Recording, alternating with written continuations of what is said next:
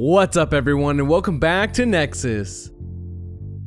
Most people probably view their home as a sanctuary, somewhere they can go to escape the obligations of work and other people and just relax and spend time either alone or with their loved ones. But often, people have homes that aren't as safe as they would like in areas that put them at risk every single day. Whether they live in an area with a high crime rate or a high risk of being caught in a natural disaster. Watch this video to find out the top 10 riskiest houses in the world. If you're new to the channel, be sure to subscribe to get new content similar to this every day. Also, make sure to comment down below letting us know which was your favorite. And for this video, let's see if we can hit the golden like button, which is 1,000 likes, so make sure to drop a like down below. Number 10. If you're in Wisconsin and you head for Lake Michigan, then you might happen to stumble across this bizarre house. The product of the rampant imagination of architect Harry Weiss. He basically got up one morning and decided that he was going to build a house that overlooks the lake, but a little bit too close for my liking. This house is called Shadow Cliff and was built in 1969, and it's more or less just a big rusty box made of metal jutting out over the edge of the lake with just a few metal beams for support. It's totally gotta be where Lemony Snicket got the inspiration for Aunt Josephine's house in a series of unfortunate events. Though as of right now it hasn't actually collapsed and fallen into the lake yet, but it's probably only a matter of time until the support beams rust away and whoever is in there is left hanging. Number 9. I guess architects really like to try and defy physics by building things without any actual support, because here's another example of them maybe taking their weird designs a bit too far. This is an apartment complex in the Netherlands called Wozoko, and it's the brainchild of someone named J.A. van Ekprijs. When he was called in to try and find a way to build an extra 13 housing units onto an existing building because they needed 100 units and only managed to get 87 with the space they had. So Ekprijs decided the best thing to do would be to build the 13 apartments and then more or less glue them onto the side of the building, up in the air so that the open space on the ground didn't get limited. It's an incredibly weird building to look at and probably gets even more complicated when you go inside. Number 8. In 1992, a rich Russian guy named Nikolai Sutyagin decided he really wanted to build his own house for his family. And then when he was building it, he got carried away and also decided it was his dream to have the tallest family home made out of wood. Inspired by unusually tall houses in Norway and Japan, Sutyagin kept going when his original plan for a 2-story home was finished and built at least 3 more floors on top of the existing ones, each getting narrower and narrower until it had a tower on top. It was built over the course of 15 years, but when Sutyagin went to prison for a while in 2007, it deteriorated and was ordered to be demolished because it posed a major fire hazard to the rest of the town it was in case it caught fire and fell over and caused the whole village to burn down.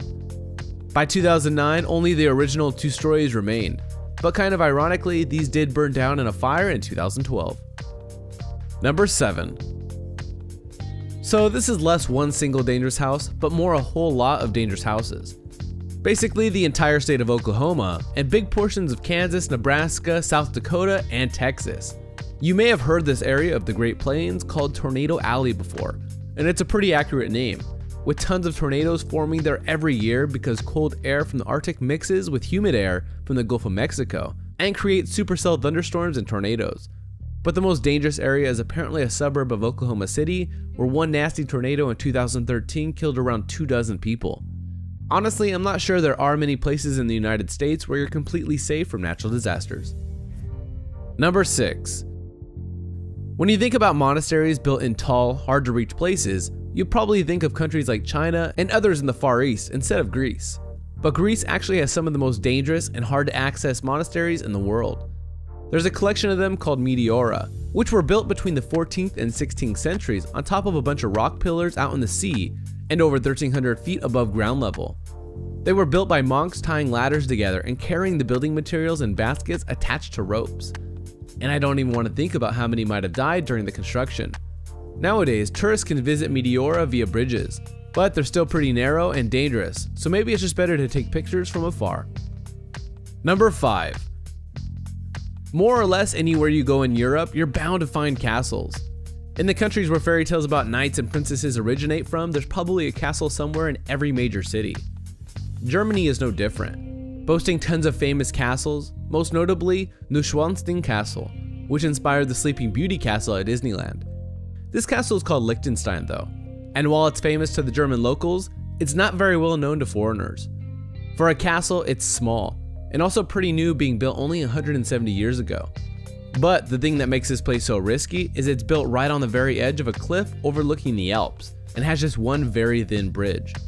Because of this, it's probably a pretty great fortress though, so at least there's a good reason for it to be built in such a dangerous place. Number 4.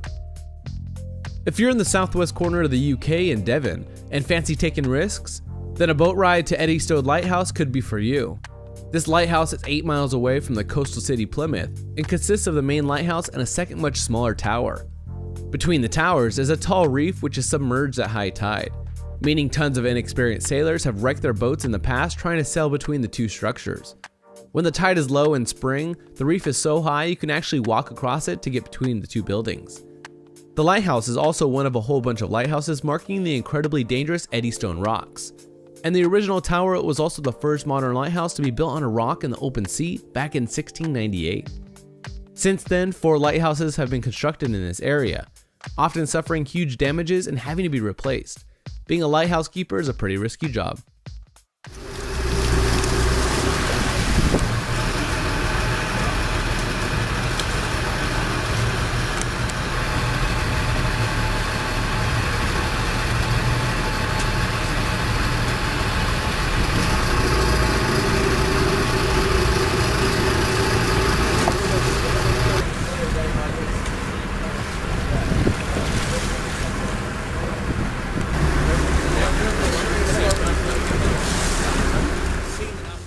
Number 3. Do you remember when I said that Nikolai Sutyagin was inspired to build his rickety Russian house by looking at similar buildings in Japan? Well, this could be one such building. It's a tiny house built by architect Teranobu Fujimori in the Nagano prefecture in Japan. It mimics the tradition of Japanese tea masters and their simple homes built in trees, and he built it entirely on his own.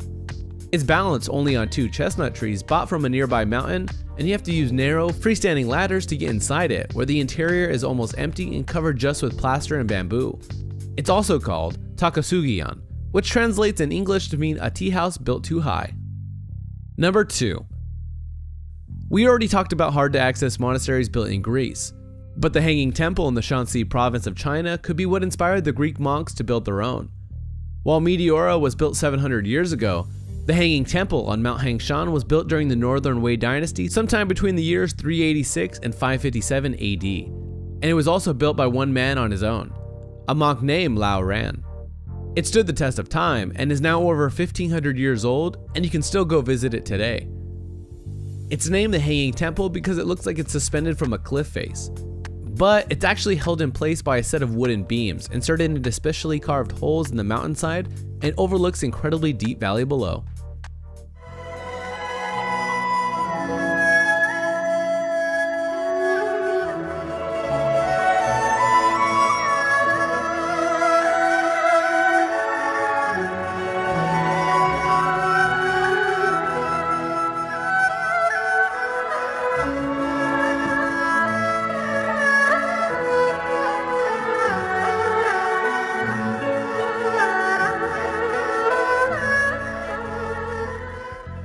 Number 1. Whatever you were expecting to see for our number 1 riskiest house, it probably wasn't this. We're back in England again, but this time in London, where one very angry hoarder is ignoring the complaints of his neighbors and a high court order to clean up his act. This house has been a blight on the local area for years, but only reached national newspapers in the last few months.